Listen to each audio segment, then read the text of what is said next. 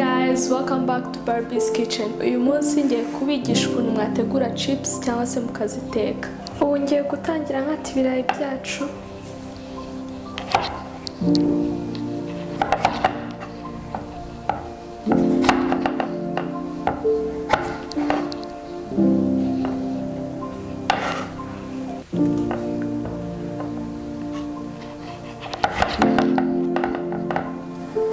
Ndabanza mukata mu bice binini nindangiza ngende nkatamo mu duce dutoya.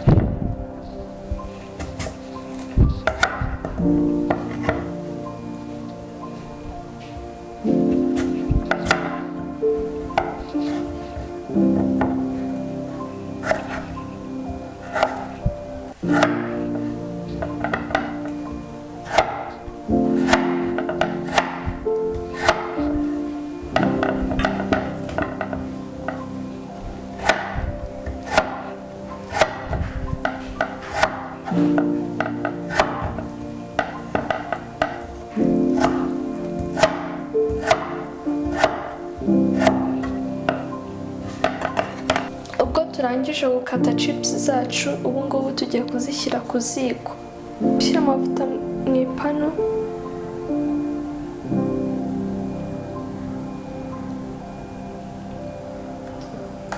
Ubwo tumaze gushyira amavuta mu ipanu, tugiye gutegereza akashya. Ubwo amavuta yacu amaze gushya, tugiye gushyiramo amafiriti.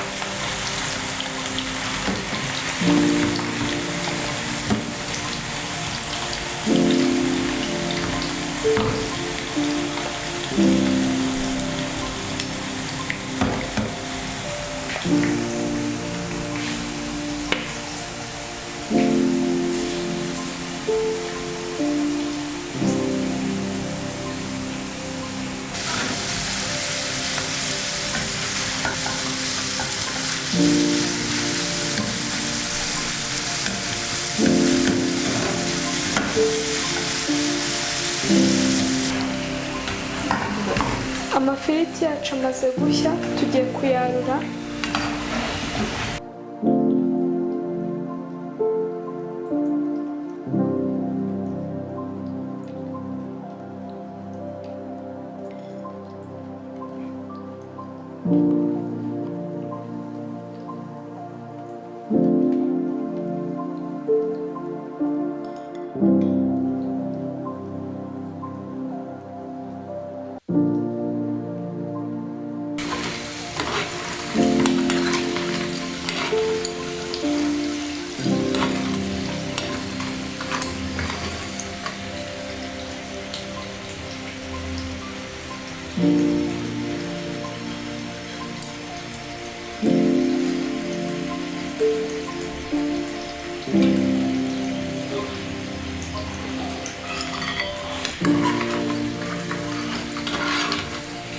Ubu ngubu tugiye gushyiramo umunyu wa sea salt.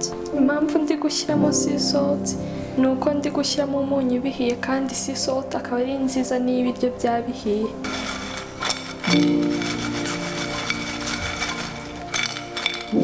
Ubu ngubu amafiriti yacu yabaye ready, twajya ku meza.